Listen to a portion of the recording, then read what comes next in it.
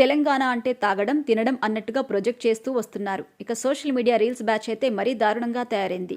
తెలంగాణ అంటే తాగడం, తినడం అన్నట్టుగా చూపిస్తుంది.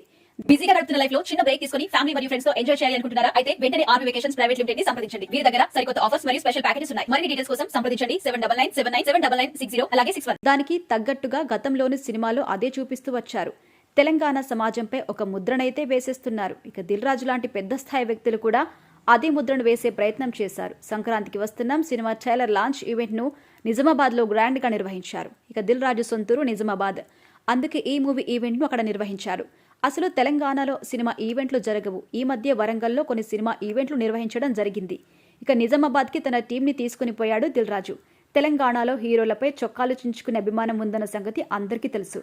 అయితే ఈ ఈవెంట్లో ఆడియన్స్ నుంచి ఎక్కువగా రియాక్షన్స్ అయితే రాలేదు. దీంతో దిల్ రాజు కొన్ని మాటలు వదిలేశాడు. ఆంధ్రాలో సినిమాకి వైబ్ అవుతారు, మా నిజామాబాద్లో కళ్ళు మటన్కి వైబ్ అవుతాం సార్ అంటూ వెంకీమామకు వివరించాడు దిల్ రాజు.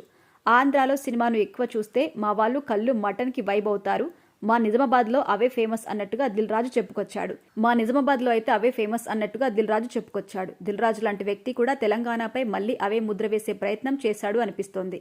నిజామాబాద్లో టికెట్ రేట్లు రూపాయి చారణ ఉన్నప్పటి నుంచి, అంటే 1980 కాలం నుంచి తాను శిరీష్ కలిసి సైకిల్ మీద వెళ్లి సినిమాలు చూసేవాళ్లమని చిన్ననాటి రోజుల్ని గుర్తు చేసుకున్నాడు. సినిమాల వల్లే తాము ఈ రోజు ఈ స్థాయిలో ఉన్నామని, తమ సంస్థకు అనిల్ రావిపూడి పిల్లర్గా నిలిచాడు అని చెప్పుకొచ్చారు. ఈ సంక్రాంతికి వచ్చే 3 సినిమాలతో తమ సంస్థకి బ్లాక్ బాస్టర్ పొంగలవుతుందని అన్నాడు. డాకు మహారాజ్ని కూడా తామే డిస్ట్రిబ్యూట్ చేస్తున్నామని, గేమ్ చేంజర్, సంక్రాంతికి వస్తున్నాం ఇలా అన్ని బ్లాక్ బాస్టర్ అవుతాయని దిల్ రాజు చెప్పుకొచ్చాడు.